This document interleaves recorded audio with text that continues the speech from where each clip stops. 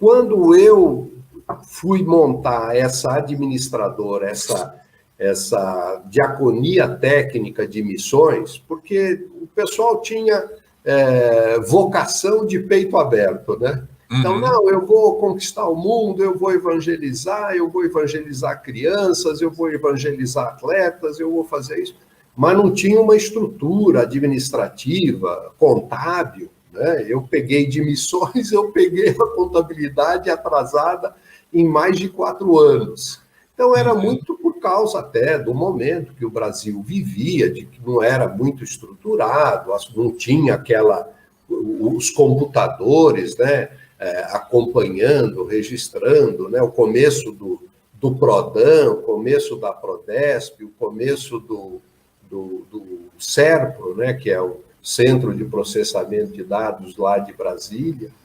Então, reserva de mercado para informática, né, nessa época. Tinha reserva de mercado e a gente estava ainda engatinhando no que seria as ferramentas digitais, né? Binárias. E aí, ajudei muitas missões e eu tinha esse desejo de realmente atuar, como eu falei, fazer a comunicação, quer dizer, era uma coisa que estava desde lá da Palavra da Vida, como comunicar, como divulgar, como estar presente na sociedade. E eu tive a oportunidade, o privilégio, junto com Guilherme Kerr, com Ruth Araújo e Zilda de Castro, nós montamos uma pequena equipe, o que seria o núcleo da revista Querigma, e tínhamos grandes articuladores, Noé Stanley, Caio Fábio, Osmar Ludovico, Nelson Bomilcar, Robson Cavalcante, Ageu Eringer Lisboa, a própria Isabelle escrevia, Paulo Ciola, que é um talento fantástico na área do desenho.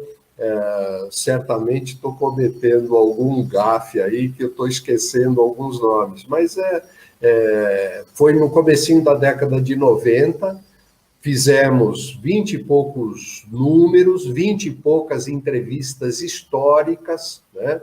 Então, nós chegamos a entrevistar John Stott. John Stott eu entrevistei numa ponte aérea. Agora não me lembro se era indo para o Rio de Janeiro ou voltando do Rio de Janeiro. Entrevistamos Fanini, na verdade eu entrevistei o Fanini, entrevistamos,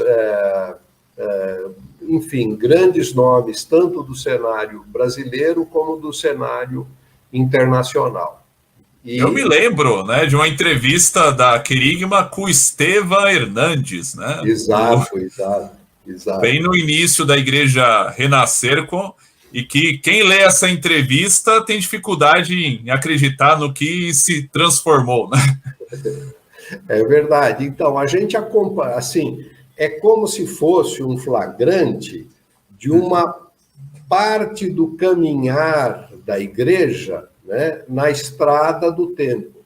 Então, é muito interessante porque realmente você retrata o que estava acontecendo naquela época, né? A capa dessa revista tem o Ageu Silva, que era do Bradesco, o Estevão Hernandes, o Elcio Caldas e o Haroldo Maranhão, que eram capa machista, né? Que era, na verdade, representantes do meio executivo, do meio de atuação, né? Que representavam executivos. E, à época, o Estevão era, se não me engano, ou gerente ou diretor de marketing da Itautec, mas já estava, tanto é que ele está de ternão, depois ele parou de usar o ternão, né? Mas, era pastor ainda. Era pastor. Ainda não tinha sido promovido. A promoção chegou depois. E a revista Querigma, né, ela encarnava bem aquele espírito interdenominacional do evangelicalismo, né? Agora, no contexto em que ela surgiu, o denominacionalismo era muito forte. Ela sofreu alguma resistência para circular nas igrejas? Veja, tinha, assim, não foi aquele aquele sucesso estrondoso, mas a revista tinha uma penetração muito boa por algumas razões. Primeiro, porque os nomes eram de peso, né? Então,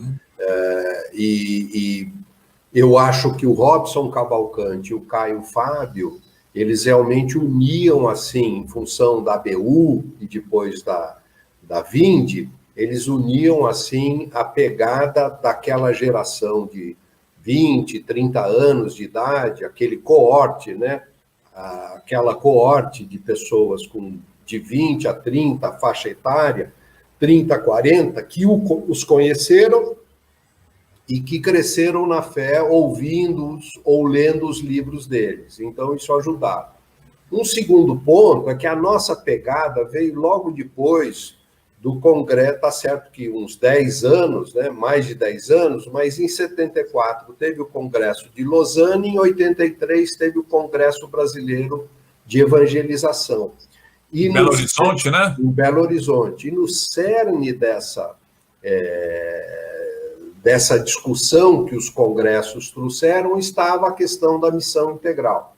Então, a revista Querigma abraçava e levantava a bandeira da missão integral de maneira muito forte. Talvez não como hoje acabou descaracterizando um pouco, mas por missão integral significa, você precisa ser um cristão pleno, compromissado, e você precisa olhar para a sociedade, para o mundo ao seu redor, né? Você tem que entender que há demandas aí fora e você não pode só ficar mandando o cara se converter e ponto. Então, você tem que transformar a vida do cara, se o evangelho vai transformar, você tem que acompanhá-lo, e se o evangelho, além de transformar a vida dele, vai transformar o meio e o ao redor da onde ele vive, você também tem que apoiá-lo. Então, essa, na verdade, é a essência do evangelho todo para todo homem, que é a questão da missão integral. E a gente abraçava isso de maneira muito forte.